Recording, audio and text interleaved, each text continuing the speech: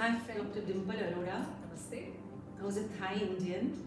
And tell us about yourself. She's a doctor of natural medicine and she's going to tell us a little more about herself. Sure. I am a doctor of natural medicine. I specialize in Ayurveda and holistic nutrition. I was not really flung around so much in my house because we are from Pakistan. We were immigrants. And my grandmother said that her uncle was a Hakim there, who was practicing natural herbal medicine and stuff like that. Hakim is the Urdu word for doctor, basically. For Vaidya. Vaidya, Exactly. Yes. So if you ask me, that is, if Ayurveda was what I was born to do, was it my calling? I have to be frank. No, it didn't figure anywhere in my scheme of until I was like in my late 20s. So what were you doing before? Interesting. America. That's right. I was a corporate person until there came a time I could not ignore my health anymore because I was going through a lot of inflammatory issues ever since I was a teenager, and nobody knew. So that's actually what propelled you to. Exactly. You sought something more natural for your body. Because first I went to the doctors, of course. Of course, that was the first line of treatment. So they gave me a medicine which made my heart palpitate.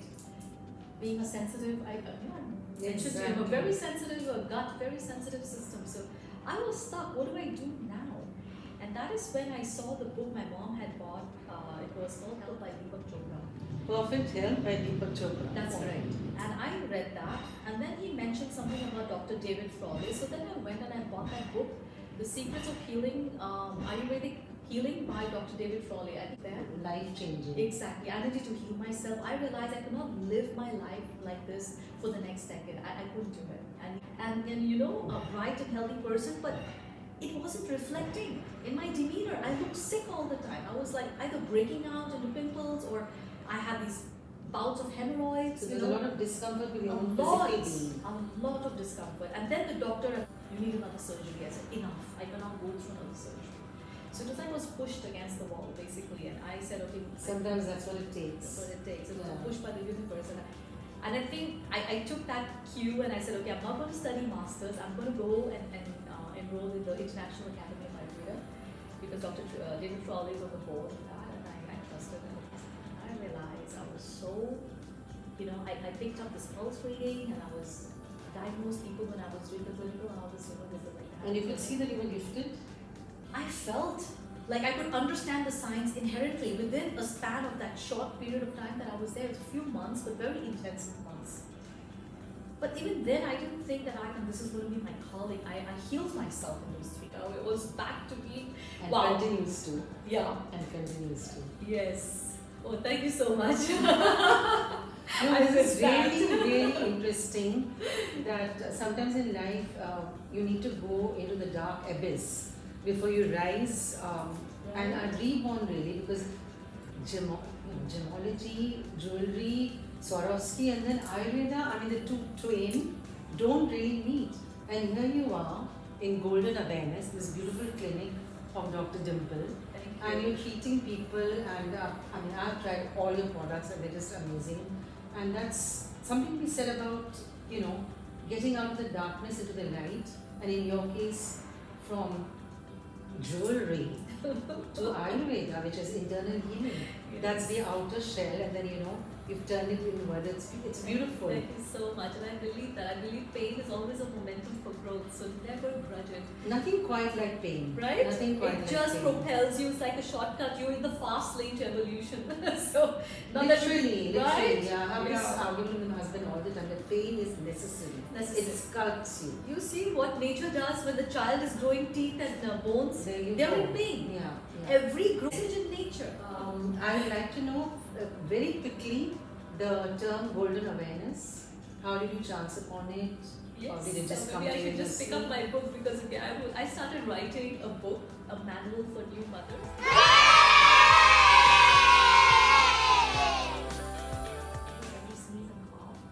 Exactly, and that is when Kamalini, something strange took over. It was like as if there was a book waiting to be released through me. Maybe I'm imagining it, but whenever I would sit at the computer, it was between 9 and 11 o'clock in the morning. I remember that because my routine was very well set. My children would be gone to the kindergarten, and I had that time, the window, That's 9 why you to began 12. writing. I started writing. and it was such a blissful process. So the book was called Golden Awareness. No, the book was called A New Age Manual for the New Mother, and at every page I would have highlighted golden awareness, golden insights, golden guidelines. And then when I was setting up my website to promote the book, I was like, what should I call my website?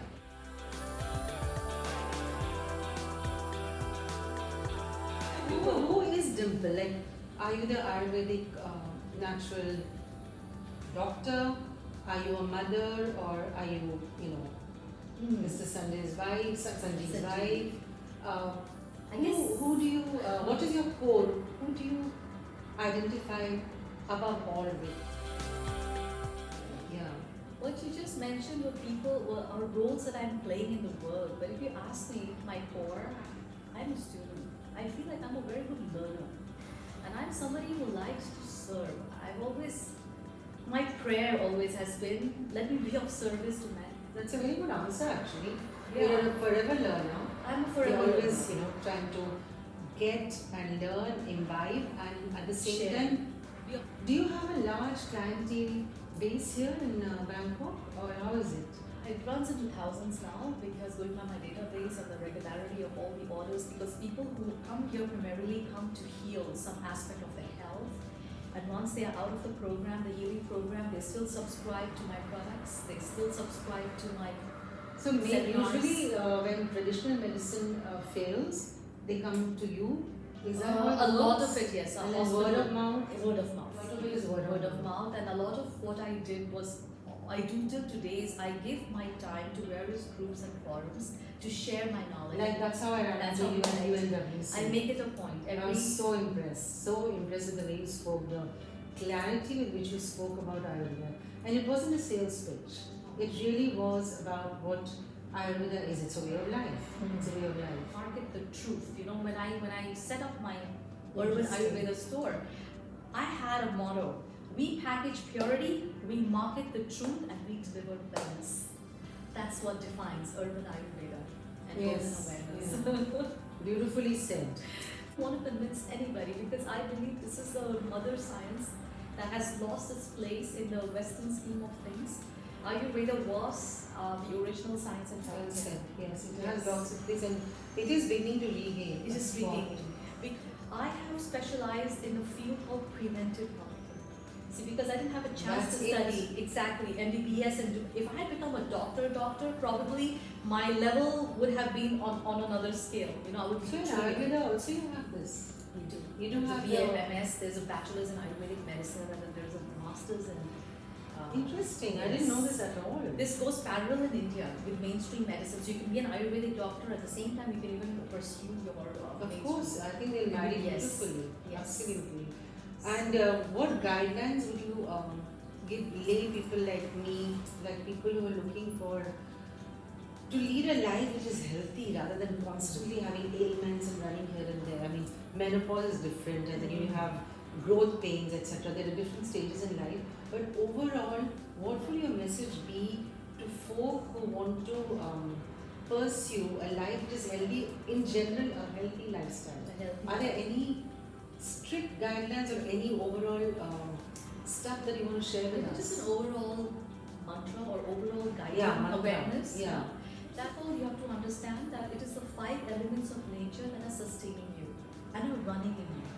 So when you think about the sun, the air, the earth, the water, these 5 elements, air and ether are the 2 elements that come under air. Mm-hmm. Okay, so basically if you have the awareness that there are just 3 things we need from nature to be healthy and to survive, and that's breathing air, drinking water, and eating food. Correct. Right? Fuel. If you can be mindful to just understand, how these elements are to actually attune your own life to the elements of nature. But how do you do that? How do you do that? Just by observing. There's a 4 basic principles that you need to understand, that how your metabolism is tied to the sun.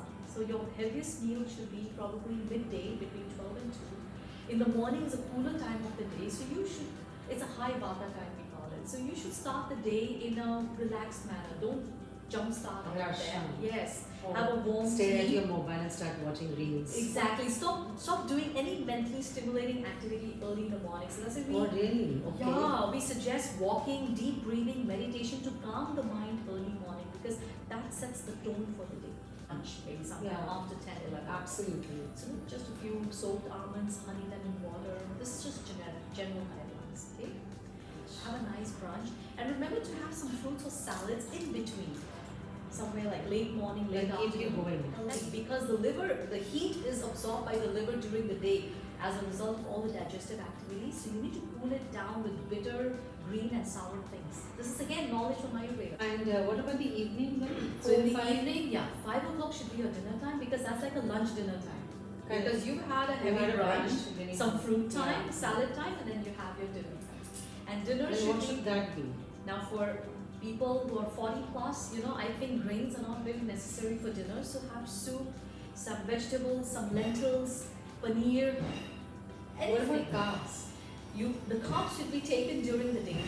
Have, you can have some protein, even like fish, chicken, or egg.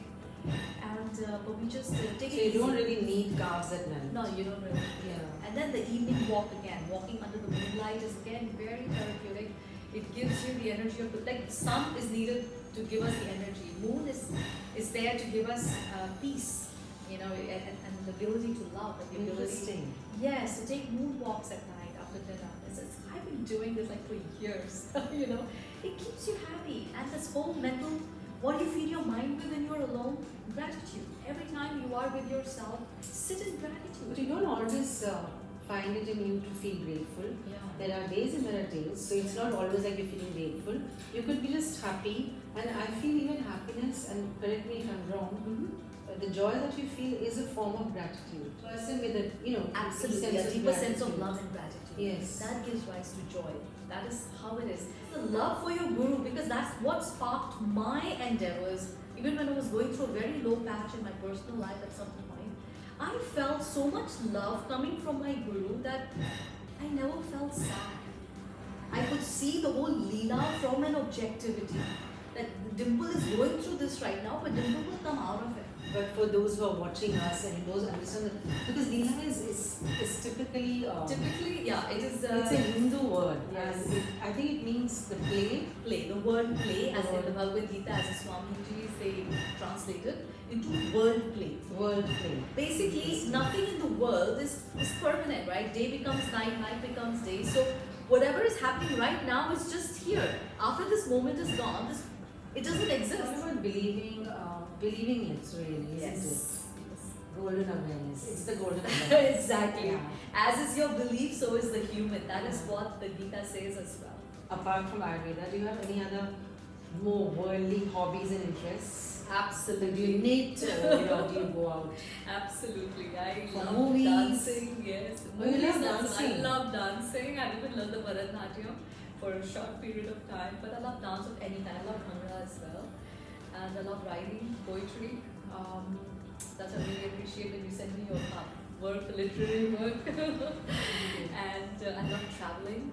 Yes, I love. So there's a lot of Yes, stuff a lot of that stuff. you are still And involved I like in. dressing up. I like crystals. I like. From the family. Yes. Yeah. So very whole person, very whole person. I mean, we could Likewise. just chat all day, frankly, Seriously. but people will lose patience. I want to keep the interest Yes, on your. yes. Thank you so much for meeting Thanks with a me lot. and Thank you. I appreciate it. and sharing of yourself. Thank you. And for all you know, I'll do a course and we'll come back on this very forum and talk more about what I learned on this forum and talk to the folk who watch us.